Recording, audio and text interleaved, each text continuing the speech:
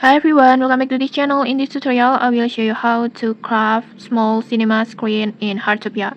So in this spring season, Heartopia has a special event that called Dreamlight Cinematic. And in this event, you can get any special items for this event. One of them is small cinema screen. And to craft it, it's very easy. First, just go to your workbench, tap on craft, and then tap on the small cinema screen, this recipe, and then make sure you already have this recipe. You can just get it from the battle pass rewards for the dreamlike cinematic event, and then after that just make sure all the materials are complete. It needs quality timber, bronze, and then light and shadow material pack.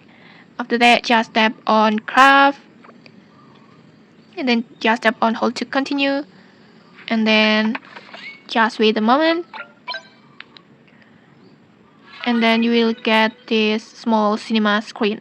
And okay, that's it. If you found this helpful, don't forget to like, comment, and subscribe for more tutorials. Thanks for watching, and see you.